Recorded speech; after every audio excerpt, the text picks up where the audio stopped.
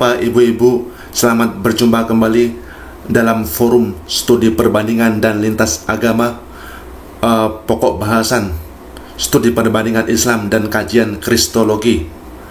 Pada kesempatan kali ini saya akan membahas dan mengupas mengenai perang pemikiran dan konflik ideologi antara Yesus versus Paulus, antara Yesus melawan Paulus. Ketika umat gereja atau umat Kristen mengira, menyangka, dan memandang umat Islam sebagai musuh karena pertikaian dan perbedaan kepercayaan dan keyakinan, pada saat yang bersamaan mereka lupa, mereka tidak sadar, mereka tidak paham, mereka tidak tahu bahwa sebenarnya ada konflik, ada pertikaian, ada permusuhan antara Yesus melawan Paulus. Ada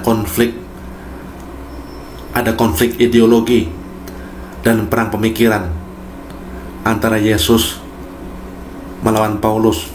Bapak-bapak, ibu-ibu, terutama umat Kristen, bila Anda pelajari, bila Anda teliti, dan bila Anda kaji secara seksama asal-usul dan sejarahnya, bila Anda pelajari secara kritis, Anda akan menyadari bahwa sebenarnya antara ucapan Yesus dan ucapan Paulus, keduanya tidak sama. Bukan hanya tidak sama, namun keduanya, antara ucapan Yesus dengan ucapan Paulus, mereka saling berlawanan arah, bertolak belakang, dan bertubrukan. Atau dengan kata lain, salah satu kesalahan besar yang dilakukan oleh pihak gereja adalah mereka telah mencampur adukkan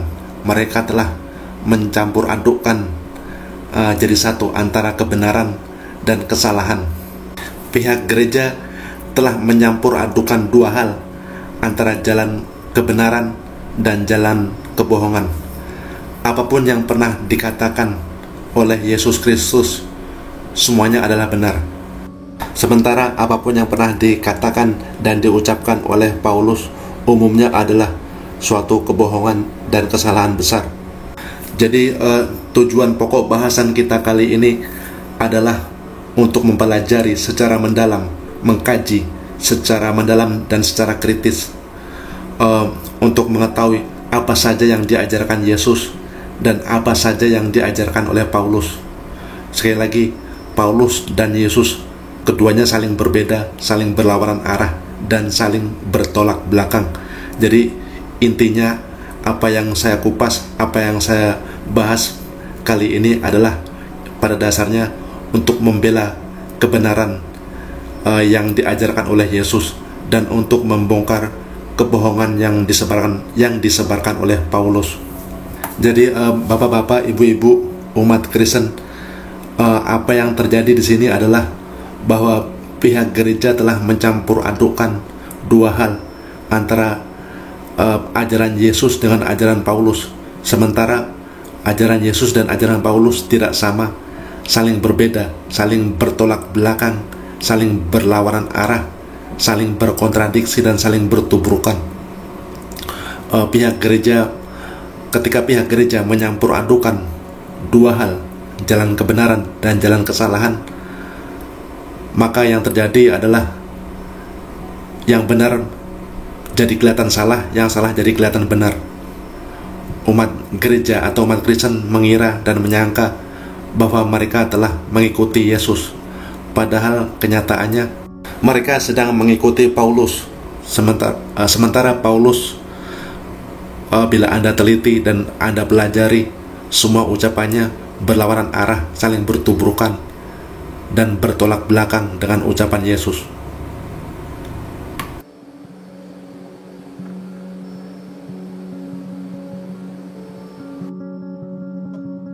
Jadi siapakah sebenarnya Paulus ini? Orang yang berbeda, orang yang bertolak belakang, orang yang berlawanan dan menyimpang dari ajaran Yesus. Mengapa ia malah dibela dan menjadi pahlawan bagi gereja? Bila Anda renungkan, bila Anda pikirkan, maka nampak ada sesuatu yang tidak benar di sini. Baiklah, sebelum saya membahas, mengupas, dan mengungkap sejarah siapakah sosok dan pribadi Paulus ini yang sebenarnya, ada beberapa hal yang ingin saya sampaikan. Bila Anda umat Kristen atau umat Islam, supaya jelas di mana sebenarnya titik persoalan dan di mana jalan tengah dan jalan solusinya. Sebagai seorang Muslim, posisi saya adalah jelas untuk membela ajaran dan agama Yesus yang sebenarnya. Posisi saya adalah untuk menjelaskan siapakah sosok dan pribadi Yesus yang sebenarnya. Karena banyaknya kesalahpahaman dan kekeliruan yang berkaitan dengan sejarah dan naskah cerita perjalanan hidup Yesus, itulah sebabnya dalam Al-Quran disebutkan, Yesus Kristus disebutkan dan dijelaskan dan diterangkan dalam Al-Quran. Yesus disebutkan sebanyak 25 kali. Dalam Al-Quran, Yesus dijelaskan dan disebutkan dia adalah seorang nabi, seorang utusan Tuhan, yang diutus Tuhan kepada umatnya Bani Israel.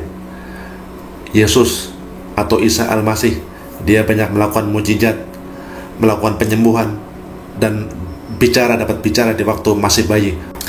Ibunya Yesus yaitu Maryam adalah seorang yang solehah, yang taat dan beriman. Atas kehendak dan kekuasaan Tuhan Allah Subhanahu wa Ta'ala, Maryam dapat melahirkan anaknya pada waktu ia masih perawan tanpa persetubuhan dengan laki-laki. Baiklah bapak-bapak, ibu-ibu, mari kita buka dan kita baca Al-Quran sejenak untuk melihat sejarah Nabi Isa Al-Masih atau Yesus dalam Al-Quran. Bismillahirrahmanirrahim.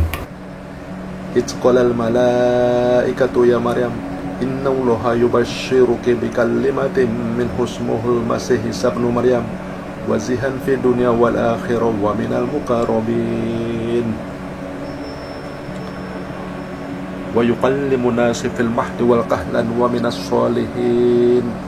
Qala rabbi anna yaquluni waladun wa lam yamsasni basar.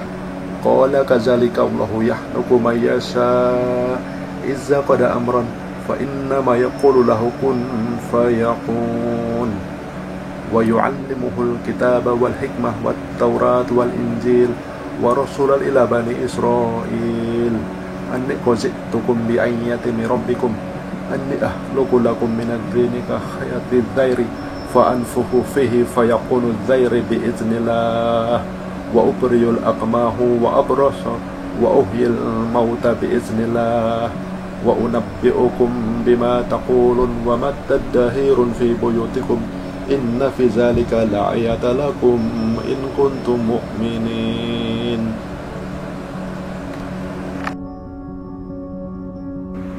Kisah Yesus Isa Al-Masih putra Maryam dalam Al-Quran. Ingatlah ketika malaikat berkata, "Hai Maryam, sesungguhnya Allah menggembirakan kamu dengan kelahiran seorang putra yang diciptakan dengan kalimat, yang datang kepadanya namanya Al-Masih, Isa putra Maryam, seorang terkemuka di dunia dan di akhirat, dan termasuk orang-orang yang didekatkan kepada Allah. Dan dia berbicara dengan manusia ketika masih dalam buayan dan ketika sudah dewasa, dan dia termasuk orang-orang yang soleh." Maryam berkata, "Ya Tuhanku, betapa mungkin, bagaimana mungkin aku mempunyai anak, padahal aku belum pernah disentuh oleh seorang laki-laki pun." Allah berfirman dengan perantara Jibril, Demikianlah Allah menciptakan apa yang dikehendakinya. Apabila Allah berkehendak menetapkan sesuatu, maka Allah, Tuhan pencipta alam, Allah hanya cukup berkata kepadanya, "Jadilah," lalu jadilah dia. Dan Allah akan mengajarkan kepada Isa Al-Masih, Alkitab, hikmah, Taurat dan Injil. dan sebagai rasul kepada Bani Israel, yang berkata kepada mereka, sesungguhnya aku telah datang kepadamu dengan membawa sesuatu mukjizat dari Tuhanmu, yaitu aku membuat untuk kamu dari tanah berbentuk burung. Kemudian aku meniupnya, maka ia menjadi seekor burung dengan seizin Allah. Dan aku menyembuhkan orang yang buta sejak dari lahirnya, dan yang berpenyakit sobak, dan aku menghidupkan orang yang mati dengan seizin Allah. Dan aku kabarkan kepadamu apa yang kamu makan dan apa yang kamu simpan di rumahmu. Sesungguhnya pada yang demikian itu adalah suatu tanda kebenaran kerasulanku bagimu, jika kamu sungguh beriman. Nah, inilah sosok Yesus Kristus yang sebenarnya. Yesus bukan Tuhan, Yesus bukan anak Tuhan, Yesus hanyalah manusia biasa. Dia adalah seorang nabi, seorang utusan Tuhan, putra Maryam. Itu saja, tidak lebih dan tidak kurang. Jangan ditambah dan jangan dikurangi. Yesus Kristus hanyalah seorang nabi, nabi yang diutus kepada umatnya sendiri, yaitu bangsa Israel. Sebagaimana ucapan beliau, aku tidak diutus kecuali kepada domba-domba yang hilang dari umat Israel. Demikian pula pernyataan dalam Al-Quran yang berbunyi, wa rasulal ila bani Israel. Itulah sebabnya, itulah alasannya mengapa umat Kristen, mengapa umat Yahudi dan seluruh umat manusia harus mengikuti Nabi Muhammad SAW, karena beliau adalah nabi dan utusan terakhir yang diutus kepada seluruh umat manusia. Yesus Kristus atau Nabi Isa Al-Masih juga berkata, bernubuat, memprediksi dan mengatakan kedatangan Nabi Muhammad SAW, yang mana pokok bahasan ini akan dibahas dan dikupas dalam video-video lainnya di lain waktu. Jadi inti dan poin yang saya tekankan adalah bahwa adanya berita dan ide bahwa Yesus itu adalah Tuhan, ide bahwa Yesus itu adalah penjelmaan Tuhan atau bagian dari doktrin Trinitas, Trimukti atau Trisakti. Semuanya itu adalah ide yang muncul belakangan, ide yang dikarang dan diciptakan oleh Paulus yang didukung oleh Kekaisaran bangsa Romawi. Bila Anda umat Kristen terutama tidak percaya dengan apa yang saya sampaikan, silakan Anda buka, silakan Anda pelajari dan Anda teliti Alkitab, dan Anda kaji secara mendalam sejarah dengan sepenuh hati, dengan hati yang terbuka, dengan hati dan pikiran yang terbuka. Jauhkan dari semua segala penyakit hati dan kebencian, dari semua prasangka buruk. Jauhkan diri dari segala emosi, fanatisme, dan budaya ikut-ikutan, mempercayai sesuatu tanpa bukti, tanpa ilmu, dan tanpa pemikiran logika, intelek, dan akal sehat. Berpikirlah secara jernih, secara logika, dengan hati dan pikiran yang terbuka, dengan rendah hati, karena semuanya itu adalah modal utama untuk melihat, untuk memahami, dan untuk menerima fakta, realitas, kebenaran. Sebagaimana yang sudah saya sampaikan, bila Anda buka, bila Anda pelajari Alkitab, dan Anda teliti secara jernih dan secara mendalam, Anda akan menyadari bahwa semua ide, semua doktrin gereja dan lambang salib, semuanya berasal dari tulisan-tulisan Paulus. Ide bahwa Yesus adalah bagian dari Tuhan, penjelmaan Tuhan, bagian dari doktrin Trinitas. Ide bahwa Yesus telah mati disalib untuk menebus dosa, semuanya itu ada dalam tulisan Paulus. Semuanya itu berasal dari ide dan karangan Paulus. Untuk membuktikan bahwa agama Kristen dan lambang salib adalah kebohongan dan kepalsuan belaka, karena semuanya itu adalah ciptaan dan karangan Paulus, maka akan saya berikan beberapa contoh pemikiran secara kritis, pemikiran secara logika dan akal sehat. Baik, bila Anda umat Kristen, silakan Anda dengarkan dan Anda camkan baik-baik. Pertanyaannya, apakah Yesus itu berdosa? Apakah Yesus itu berdosa? Apakah Yesus itu bersalah? Apakah Yesus itu penjahat dan melakukan tindakan kriminal? Silakan Anda jawab. Nah, kalau Yesus tidak bersalah, kalau Yesus tidak berdosa, kalau Yesus bukan penjahat yang melakukan tindak kriminal, lalu mengapa dia harus disiksa, dipukuli, diludahi, lalu mau digantung di tiang salib untuk bertanggung jawab menanggung dosa dan perbuatan orang lain? Apakah ini benar-benar bisa dicerna dengan akal pikiran dan logika akal sehat? Ini namanya tidak adil, tidak fair, dan tidak benar. Dan coba Anda renungkan, di mana tidak ada keadilan, maka disitulah tidak ada kebenaran. Yesus orang baik-baik yang tidak berdosa dan tidak bersalah disuruh bertanggung jawab memikul beban dosa dan kesalahan orang lain.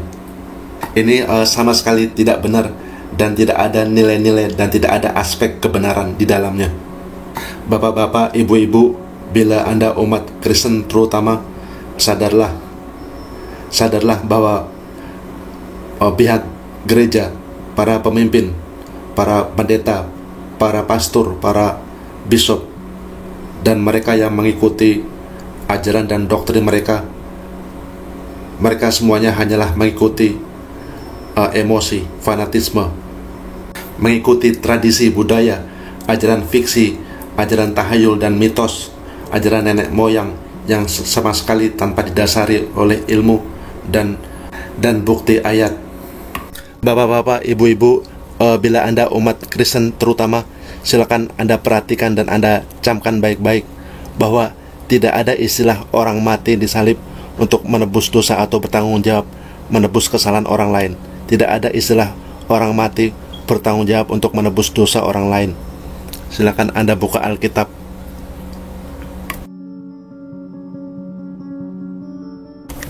Setiap orang akan mati karena kesalahannya sendiri. Yeremia 31:29. Setiap orang harus dihukum mati karena dosanya sendiri. Ulangan 24:16. Kalau saya berbuat tindak kriminal, mencuri, merampok, atau korupsi, atau memperkosa, berarti itu saya yang bersalah, saya yang berdosa, dan saya yang bertanggung jawab terhadap kesalahan saya sendiri, dan bukan orang lain yang harus dihukum. Demikian pula sebaliknya, bila Anda berbuat tindak kriminal, bila Anda berbuat dosa dan bersalah, maka Anda sendiri yang bertanggung jawab, Anda sendiri yang harus memikul dosa dan kesalahan saudara, dan bukan orang lain. Bapak-bapak, ibu-ibu, umat Kristen terutama, kita harus melihat sesuatu dari dua sisi. Seperti halnya uang logam atau koin, setiap koin mempunyai dua sisi. Jadi kita harus melihat sesuatu, setiap kasus dari dua sisi, bukan hanya sepihak dari satu sisi saja.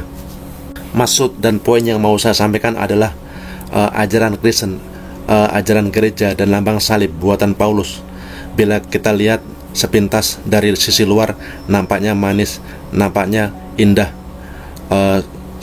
Acara tahunan seperti Natal, Krismas, Paskah, bertukar kado, berkumpul dengan keluarga, semuanya kelihatan manis dan indah dari sisi luarnya, nampak begitu indah dari sisi dunia. Tapi bila kita lihat dari sisi lain yang sebelahnya, kenyataannya yang terjadi adalah penuh dengan kebohongan, kepalsuan, penuh dengan kejahatan dan kemunafikan. Bapak-bapak, ibu-ibu, rencana dan siasat pembunuhan terhadap orang baik-baik yang tidak bersalah, apapun alasannya, hal itu tidak lain adalah tindak kriminal dan tindak kejahatan. Bedanya kalau dalam kasus salib dan penyaliban yang mengatasnamakan Yesus, dalam kasus ini melibatkan banyak orang dan semuanya sudah tercampur aduk dengan berbagai unsur mitos, unsur tahayul, unsur tradisi budaya, unsur mistik, penembusan dosa sebagai juru selamat. Juga di dalamnya terlibat berbagai unsur dan aspek, unsur penulisan, penambahan dan pengurangan dan pemalsuan Alkitab dan unsur-unsur ketuhanan. Juga yang terakhir ada unsur agenda dan muatan politik. Beberapa unsur kebenaran sudah tercampur aduk dengan aspek kejahatan. Semuanya sudah tercampur aduk, terakumulasi, termodifikasi, dan terbentuklah ajaran baru yang bernama Kristen. Bapak-bapak, ibu-ibu, umat Kristen terutama, tahukah saudara bahwa dalam sejarah dan masa hidupnya Yesus tidak pernah mendengar sedikit pun kata-kata Kristen?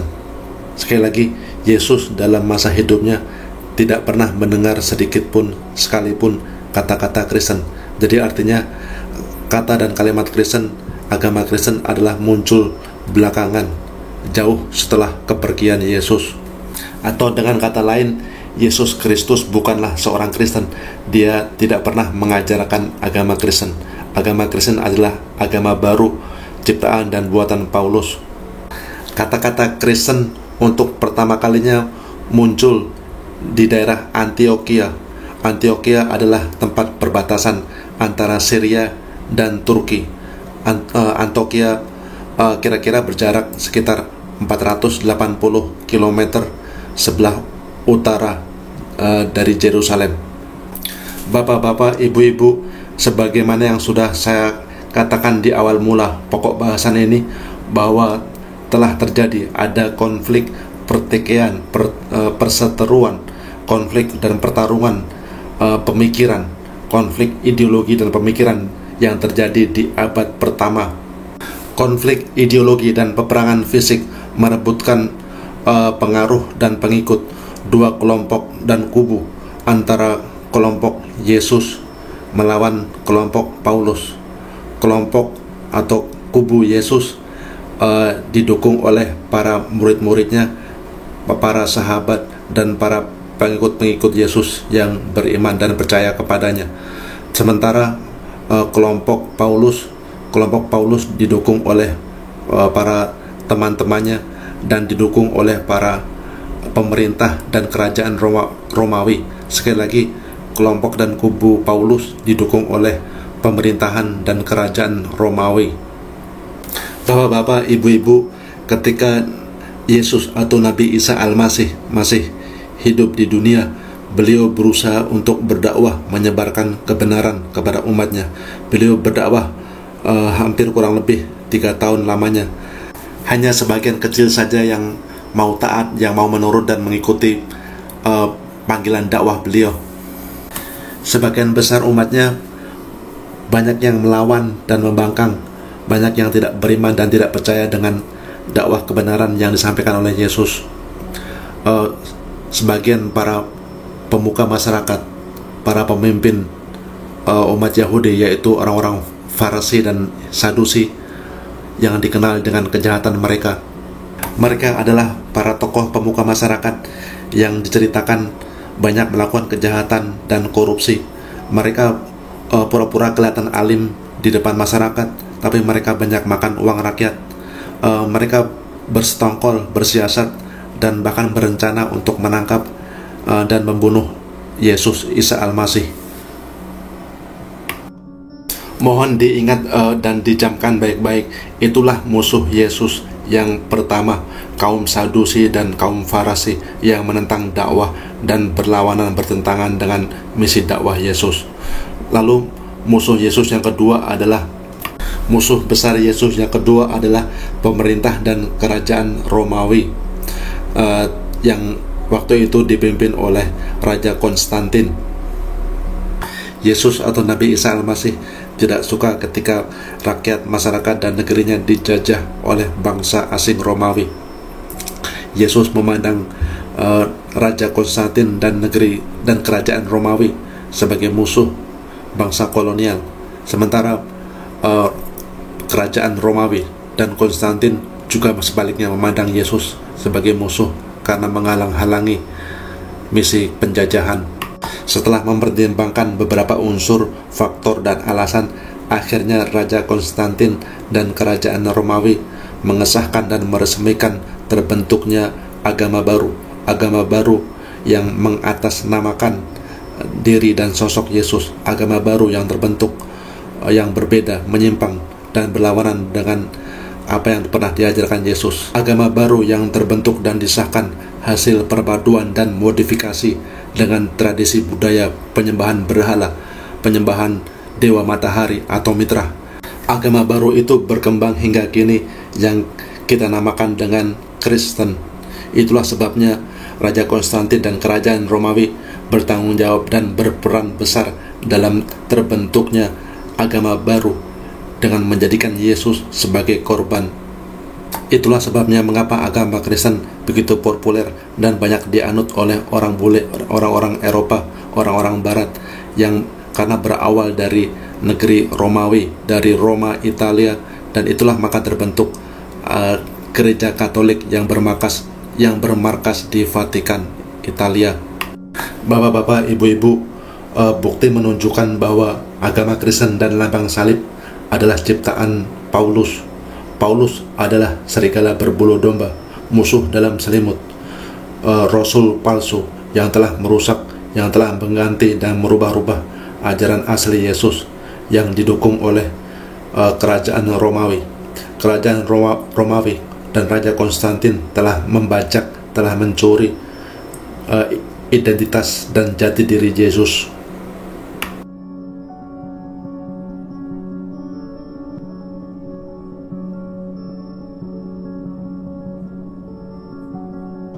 Baiklah, bapak-bapak, ibu-ibu, musuh Yesus yang ketiga berikutnya adalah Judas Iskariot. Judas Iskariot adalah salah satu murid Yesus yang mengkhianati Yesus, yang menunjukkan kepada prajurit Romawi tempat di mana Yesus bersembunyi. Karena tergiur dengan iming-iming bayaran materi, karena tergiur dengan bayaran 30 keping uang silver, akhirnya Judas Iskariot tega berkhianat dan bersekongkol dengan prajurit Romawi. Judas Iskariot menunjukkan di mana tempat persembunyian Yesus. Kala itu, suatu hari, di tengah gelapnya malam gulita yang diperkirakan sekitar pukul 3 pagi, Judas Iskariot bersekongkol dan menunjukkan kepada prajurit Romawi di mana tempat persembunyian Yesus. Akhirnya pada saat yang situasi yang gawat tersebut, Yesus atau Nabi Isa Al-Masih berdoa, bersembahyang dan memohon pertolongan kepada Allah Subhanahu wa Ta'ala. Allah Subhanahu wa Ta'ala, Tuhan yang Maha Pemurah dan Maha Pengasih, menjawab dan mengabulkan doa dan permintaan Yesus Nabi Isa Al-Masih. Allah mengirim malaikat dan menolong, membantu dan mengangkat Yesus. Yesus diangkat dan ditolong. Yesus diangkat oleh malaikat, diangkat ke langit dan ke sorga, dan dia pun bebas dari peristiwa penyalipan. Atas kehendak, kekuasaan, dan pertolongan Allah, akhirnya Yesus pun bebas dari peristiwa penyalipan. Sementara Judas Iskariot, murid Yesus yang mengkhianati dia, Judas Iskariot pun ditangkap. Judas Iskariot ditangkap oleh prajurit Romawi, diseret, digiring, dan dibawa ke Pontius Pilate. Judas Iskariot akhirnya disiksa dan dia pun digantung di tiang salib. Bapak-bapak, ibu-ibu, inilah peristiwa kejadian yang sebenarnya yang terjadi dalam sejarah. Bila Anda pelajari, bila Anda teliti, bila Anda kumpulkan semua bukti-bukti dan dipadukan dengan pemilikan logika akal sehat, maka secara logika Judas Iskariot dialah yang bersalah, dialah yang berkhianat, mengkhianati Yesus. Dia yang berdosa, dia yang bersalah, dan dia yang berhak dan wajib untuk digantung, dihukum, dan diseret di tiang salib. Bapak-bapak, ibu-ibu, umat Kristen terutama, sekali lagi saya tegaskan bahwa Yesus tidak mati dan tidak disalib. Demikianlah pernyataan Al-Quran dalam surat An-Nisa, surat 4 ayat 157. Wa ma qataluhu wa ma salabuhu walakin syubbiha lahum. Mereka tidak membunuhnya dan mereka tidak menyalibnya, melainkan orang lain yang diserupakan. Bapak-bapak, ibu-ibu, musuh Yesus yang berikutnya, yang keempat adalah Paulus dari Tarsus. Paulus telah berperan besar dalam pembentukan, dalam penciptaan agama baru yang bernama Kristen, yang dibantu dan didukung oleh kerajaan Romawi. Paulus adalah serigala berbulu domba yang nanti semuanya akan saya tunjukkan bukti dan ayatnya. Paulus adalah serigala berbulu domba. Paulus adalah seorang yang mengaku rasul padahal dia adalah rasul palsu. Paulus adalah musuh selimut. Paulus adalah musuh dalam selimut. Paulus adalah ibarat benalu yang menjala dan merambat dalam pohon. Paulus, yang jelas, yang pasti, Paulus bukanlah murid Yesus. Paulus adalah tokoh terkemuka dari kalangan orang-orang Farisi. Paulus adalah orang yang telah merubah, mengganti, dan merusak ajaran asli Yesus. Paulus adalah seorang berkebangsaan Yahudi yang lahir di Tarsus. Tarsus adalah tempat yang kita kenal sekarang sebagai negeri Turki. Pada waktu Paulus lahir, negerinya dalam kekuasaan dan dalam penjajahan kerajaan Romawi. Karena itu, meskipun ia seorang Yahudi, namun ia mendapatkan kelebihan dan keuntungan karena sebagai warga kerajaan Romawi. Sebagai seorang Yahudi yang berkewarganegaraan Romawi, Paulus juga menguasai dua bahasa, bahasa Aramik atau bahasa Yahudi, dan Paulus juga menguasai bahasa Yunani. Ada berbagai faktor dan alasan mengapa Paulus mempunyai tekad dan berambisi untuk membuat sensasi. Ada berbagai faktor, dorongan, dan motif yang membuat Paulus berniat untuk melancarkan sepak terjang, untuk membuat ide dan menciptakan agama baru dengan memanfaatkan kesempatan dalam kesempitan dan menggunakan keberadaan jati diri dan sosok Yesus, menjadikan Yesus sebagai tumbal, sebagai alat, dan sebagai korban. Bapak-bapak, ibu-ibu, para pencari ilmu dan pencari fakta kebenaran, sebelum saya lanjutkan, mohon diingat, mohon dicamkan baik-baik. Bayangkan bagaimana situasi Yesus di waktu itu, dikala di abad 1, di abad pertama. Mohon bayangkan bagaimana situasi dan kondisi Yesus atau Nabi Isa Al-Masih waktu itu ketika dia berusaha untuk berdakwah, menebarkan dan melancarkan kebenaran. Ia banyak mengalami cobaan, tantangan, rintangan, hambatan, dan perlawanan. Ia dikepung oleh banyak musuh sebagaimana yang tadi saya sebutkan. Musuh yang pertama adalah orang-orang Farisi, musuh kedua adalah kerajaan Romawi yang menjajah bangsa Israel, musuh yang ketiga adalah muridnya sendiri yang mengkhianati dia, Judas Iskariot, dan musuh yang keempat adalah Paulus yang nanti akan saya lanjutkan penjelasannya. Itulah sebabnya saya katakan dalam judul pokok bahasan ini ada perang fisik, perang ideologi dan pemikiran, perang fisik dan ideologi pemikiran antara dua kubu, antara kubu Yesus melawan kubu Paulus. Atau dengan kata lain, untuk lebih jelasnya, ada konflik dan kerusuhan di abad pertama, ada bentrok fisik, ada perang pemikiran dan konflik ideologi, merebutkan pengaruh dan pengikut. Kelompok Yesus dibantu oleh murid-muridnya dan para pengikutnya yang jumlahnya tidak seberapa, sedangkan kelompok Paulus didukung oleh pengikutnya dan juga didukung oleh pemerintah dan kerajaan Romawi. Bapak-bapak, ibu-ibu, mari kita pelajari, mari kita ungkap, dan mari kita teliti kronologi peristiwa kejadian sejarah. Seperti yang sudah saya katakan, bahwa Paulus bukanlah murid Yesus. Yesus mempunyai 12 murid. Yesus mempunyai pembantu dan 12 murid. Masing-masing murid tersebut diutus ke 12 suku Israel. Sebagaimana yang Anda lihat dalam denah berikut, Yesus berkata, "Aku diutus hanya kepada domba-domba yang hilang dari umat Israel." Matius 15:24. Yesus juga berkata, "Janganlah kamu menyimpang ke jalan bangsa lain, atau masuk ke kota Samaria, melainkan pergilah kepada domba-domba yang hilang dari umat Israel. Matius 10:5-6. Jadi jelas sekali secara tegas bahwa Yesus hanyalah diutus kepada umatnya sendiri, yaitu umat bangsa Israel. Yesus juga memperingatkan murid-muridnya jangan menyimpang, jangan keluar dari bangsa Israel. Yesus juga berkata kepada muridnya, kamu yang telah mengikuti aku, kamu akan menghakimi 12 suku Israel.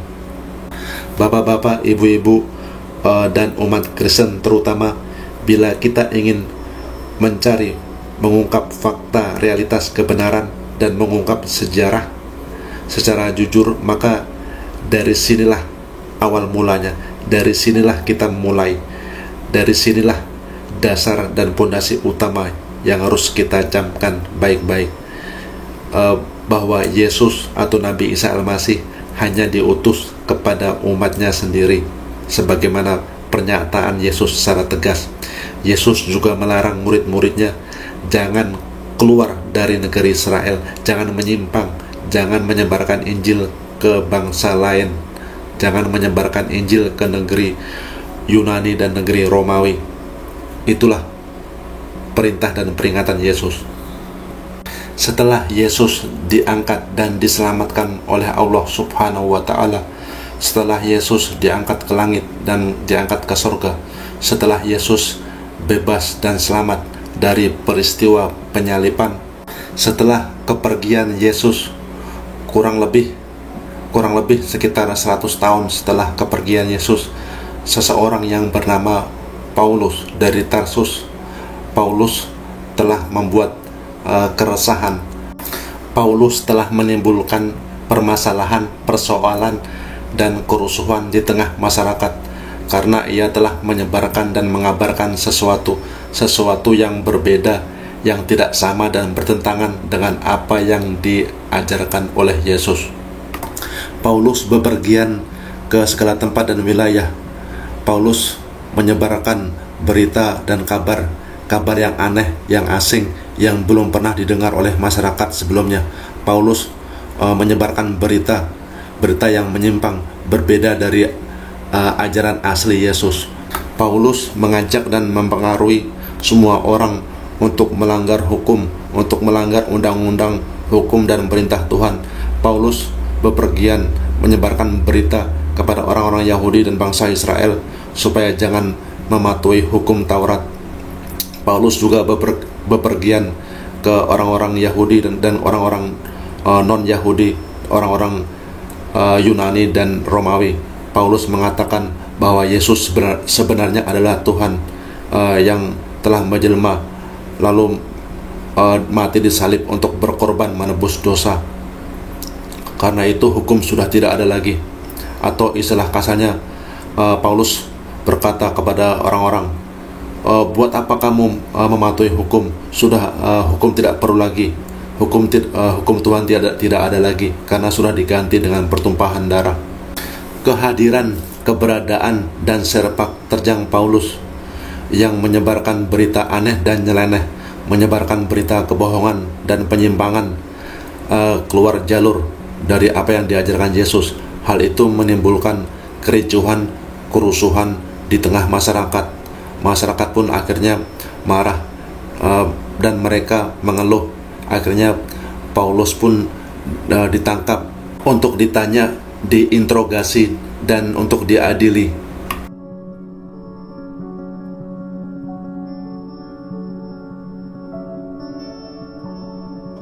Kehadiran Paulus di tengah masyarakat menimbulkan kerusuhan, terjadi bentrok fisik dan huru-hara.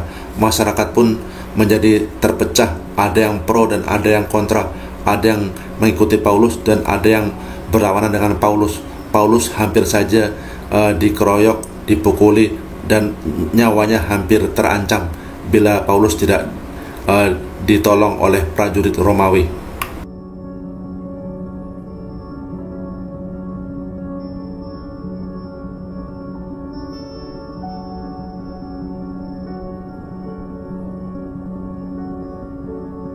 Silakan Anda buka Alkitab, Kisah Para Rasul, bagaimana masyarakat banyak yang marah dan mengeluh karena perbuatan Paulus.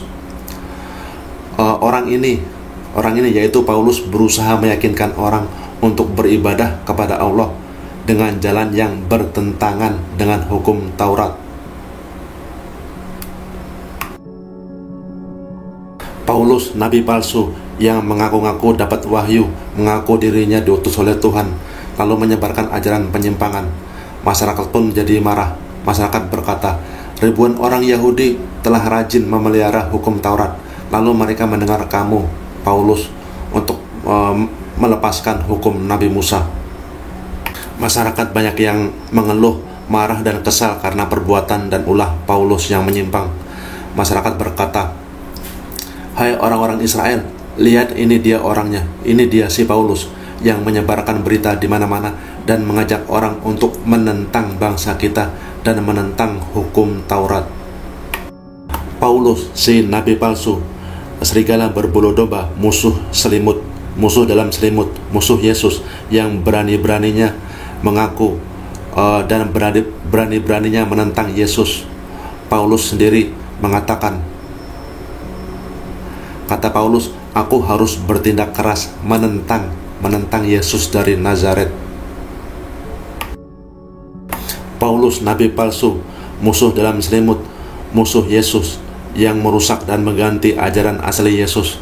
Paulus sendiri mengaku bahwa apa yang dia ajarkan bukan dari firman Tuhan. Kata Paulus, apa yang aku katakan bukan menurut firman Tuhan, melainkan sebagai seorang yang bodoh. Bapak-bapak, ibu-ibu, sebagaimana yang Anda lihat sendiri, dan Paulus mengakui bahwa apa yang dia lakukan, apa yang dia sampaikan bukanlah menurut firman Tuhan, tapi menurut opini pribadi, menurut pendapat pribadi, ngarang-ngarang cerita, dan membuat agama baru. Agama baru, ideologi dan jalan pintas potong jalan yang berlambangkan salib dengan menggunakan Yesus sebagai tumbal dan sebagai korban. Menurut ketentuan hukum Taurat, orang yang menyimpang, yang keluar jalur, mengaku sebagai nabi, mengaku mendapatkan wahyu, padahal mereka adalah nabi palsu. Menurut hukum Taurat, nabi palsu seharusnya dihukum dan digantung, sebagaimana disebutkan dalam Ulangan 18:20. Tetapi seorang nabi, yaitu nabi palsu yang terlalu berani untuk mengucapkan demi namaku sesuatu yang tidak aku perintahkan, atau berkata demi Tuhan lain, maka nabi itu atau nabi palsu itu seperti Paulus, ia seharusnya mati, ia harusnya dihukum pancung dan dihukum mati.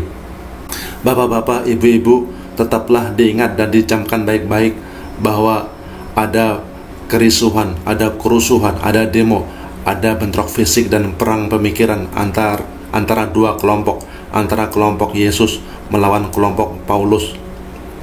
Kelompok Yesus didukung oleh murid-muridnya dan beberapa masyarakat yang beriman, sementara kelompok Paulus didukung oleh pengikutnya yang nanti dia dibela oleh prajurit dan pasukan Romawi. Rakyat dan masyarakat yang setia mengikuti Yesus, mereka kesal dan marah dan berteriak. Mereka berkata, enyahlah orang ini, enyahkan orang ini, si Paulus, dari muka bumi, dia tidak layak untuk hidup. Bapak-bapak, ibu-ibu, kita bisa bayangkan bagaimana kondisi dan situasi waktu itu di abad pertama. Dan diingat sekali lagi bahwa peristiwa dan kejadian ini kira-kira kurang lebih 50-100 tahun setelah kepergian Yesus. Perang dan bentrok fisik antara kelompok Yesus melawan kelompok Paulus.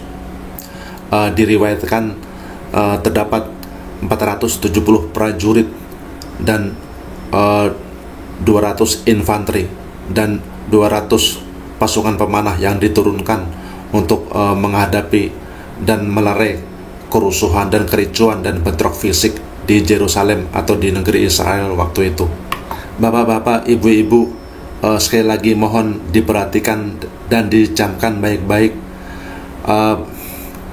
upaya dan usaha kita semuanya untuk belajar, untuk meneliti dan mengkaji sejarah, untuk mengungkap fakta dan realitas kebenaran. Bila saya ajukan satu pertanyaan kepada saudara, bila saya bertanya kepada saudara satu pertanyaan yang sangat penting, siapa kelompok mana yang kira-kira menang dalam konflik bentrok fisik dan peperangan dua kubu tersebut? Kelompok mana kira-kira yang menang, antara kelompok Yesus atau kelompok Paulus? Tentu saja kelompok Paulus yang menang dan unggul, karena Paulus dan pengikut-pengikutnya dibantu, didukung, dan dibela oleh pemerintah dan kerajaan Romawi. Silakan Anda buka Alkitab Kisah Para Rasul. Orang ini, si Paulus, ditangkap oleh orang-orang Yahudi dan mau dibunuh. Aku maksudnya di sini ketua prajurit pasukan Romawi. Aku datang dengan pasukan mencegahnya karena aku dengar dia adalah warga negara Romawi.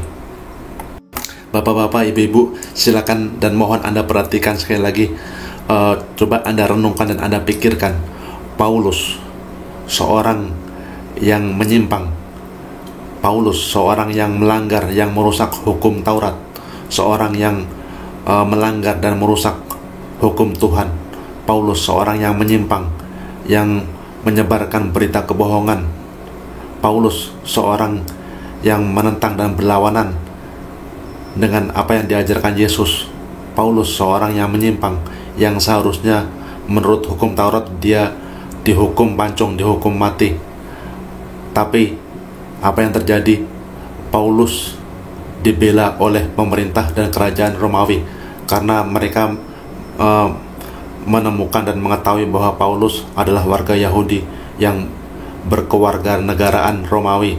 Paulus memiliki KTP dan paspor Romawi. Itulah sebabnya mengapa Paulus dibela oleh pemerintah dan kerajaan Romawi. Jadi disinilah titik persoalannya yang perlu digarisbawahi. Orang yang terbukti bersalah, orang yang terbukti telah menyimpang, telah merusak hukum Taurat, merusak hukum Tuhan, orang yang telah terbukti menyimpang, nabi palsu, orang yang telah terbukti bersalah, menentang, melawan, dan memusuhi Yesus. Paulus malah dibela oleh para penguasa bangsa Romawi. Jadi disinilah titik persoalannya. Ada sesuatu yang tidak benar, sesuatu yang tidak beres, sesuatu yang tidak adil di awal mula, di abad pertama. Bapak-bapak, ibu-ibu, masih ingatkah dengan pesan dan ucapan Yesus ketika Yesus berkata, "Janganlah kamu menyimpang ke bangsa lain atau masuk ke kota Samaria, melainkan pergilah ke domba-domba yang hilang dari umat Israel." Yesus memperingatkan kepada murid-muridnya dan pengikutnya, jangan menyimpang, jangan pergi ke bangsa lain, jangan pergi ke bangsa Yunani dan bangsa Romawi. Tapi apa yang terjadi? Paulus jelas-jelas melanggar aturan. Paulus melanggar perintah dan ucapan Yesus. Paulus pergi ke negeri bangsa lain. Paulus pergi ke negeri Yunani dan Romawi dan menyebarkan berita Injil. Sementara Paulus pun tidak tahu apa itu Injil yang sebenarnya. Bapak-bapak, ibu-ibu, berikut saya tunjukkan bukti ayatnya dalam Alkitab yang menunjukkan bahwa Paulus telah menciptakan agama baru yang berbeda dari apa yang diajarkan Yesus. Paulus menciptakan agama baru. Ketika Paulus ditangkap, diinterogasi dalam persidangan, masyarakat berkomentar dan bertanya dalam Kisah Para Rasul 17 ayat 13-21. Rupanya ia Paulus adalah pemberita ajaran dewa-dewa asing. Bolehkah kami tahu agama baru mana yang kau ajarkan ini? Ayat 19. Sebab engkau telah mengajarkan kepada kami perkara-perkara aneh. Maka dalam persidangan tersebut banyak orang yang datang dan berkumpul berhari-hari hanya untuk mendengarkan sesuatu yang baru. Ayat 21. Bapak-bapak, ibu-ibu, sebagaimana yang Anda lihat dalam ayat tersebut, ajaran dewa-dewa asing, agama baru, perkara-perkara aneh, sesuatu yang baru, sebagaimana yang tercantum dalam ayat. Paulus telah menyimpang dan berniat untuk membuat ajaran baru yang berbeda, yang tidak pernah diajarkan oleh Yesus. Agama baru tersebut ternyata adalah penyembahan dewa-dewa asing, penyembahan dewa-dewa asing di negeri kuno, yang dicontoh, yang diadopsi, yang dicontek, yang ditiru, yang dikopi oleh Paulus. Paulus mempelajari berbagai macam filosofi dan penyembahan dewa-dewa asing, lalu dipadukan, dimodifikasi untuk menciptakan agama baru dengan menggunakan Yesus sebagai korban, sebagai tumbal, sebagai alat. Sebagaimana yang Anda lihat konsep penyembahan dewa-dewa asing, penyembahan Tuhan yang menjelma dalam 3 wujud, dalam 3 pribadi, Tuhan Bapa, Tuhan Anak, dan Roh Kudus. Doktrin Trinitas, doktrin Trinity, doktrin Trimukti atau Trisakti, penyembahan Tuhan dalam 3 wujud, dalam 3 bentuk, ternyata adalah hasil tiruan, hasil kopi, hasil adopsi, menyontek dari Tuhan-Tuhan zaman kuno, penyembahan 3 dewa, sebagaimana yang Anda lihat. Bapak-bapak, ibu-ibu, sebagaimana yang Anda lihat, itulah bukti penyimpangan yang dilakukan oleh Paulus. Paulus telah menciptakan agama baru yang berbeda, yang berlawanan, yang tidak pernah diajarkan oleh Yesus. Paulus yang terbukti sebagai nabi palsu, Paulus yang terbukti telah melanggar hukum Taurat, melanggar hukum Tuhan, melanggar hukum dan perintah Yesus.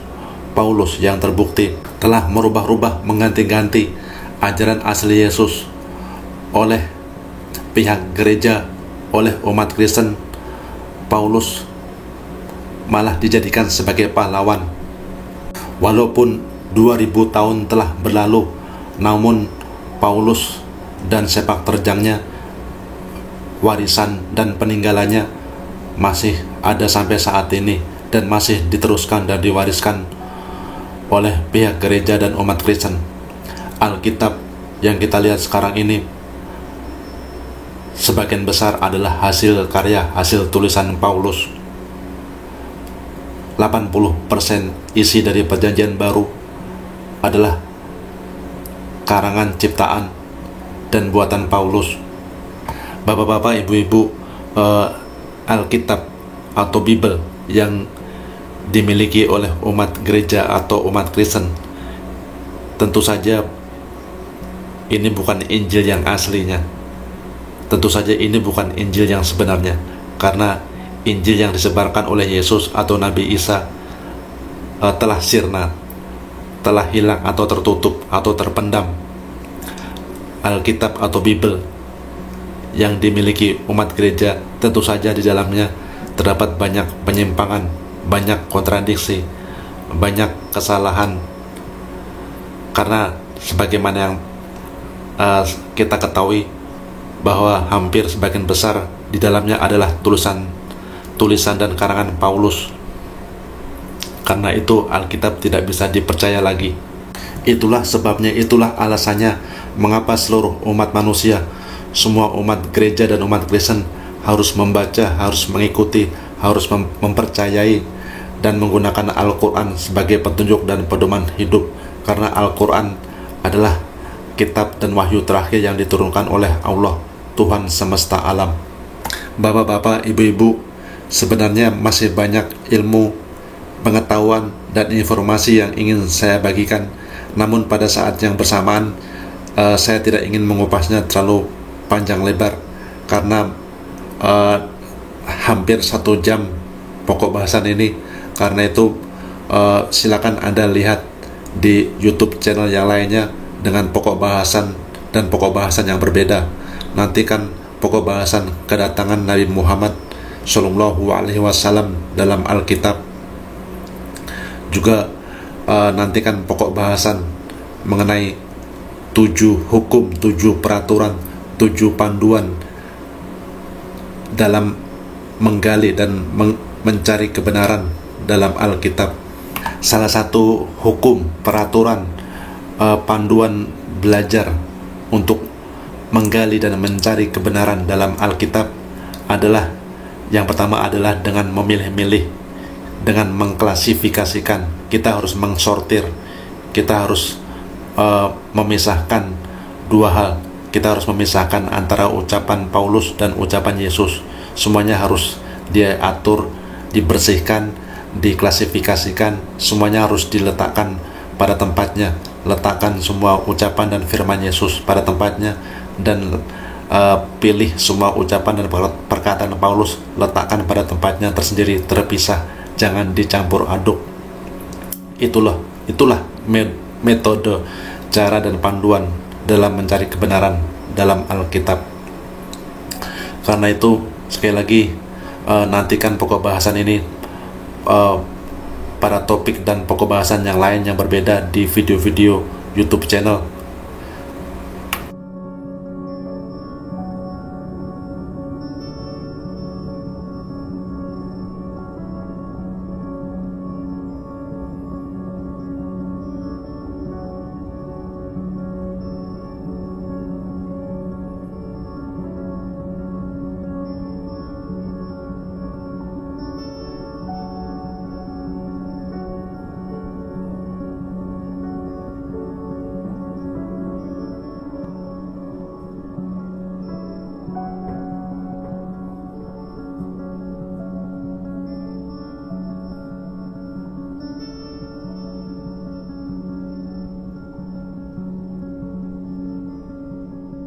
Yesus berkata dalam Matius 13 ayat 44, Yesus berkata bahwa hal kerajaan surga itu atau hal kebenaran itu diibaratkan sebagai harta karun, peti harta karun yang berharga yang terpendam dalam tanah. Itulah hakikat kebenaran. Kebenaran asli Yesus telah tertutup, terpendam bagikan harta karun atau peti yang berharga. Apa sebenarnya yang diajarkan oleh Yesus? Apa sebenarnya yang didakwahkan dan diajarkan oleh Yesus? Yesus sebenarnya adalah seorang Muslim. Yesus seorang Muslim dan dia mengajarkan ajaran Islam. Demikian saja saya akhiri pokok bahasan dan topik kita kali ini. Mudah-mudahan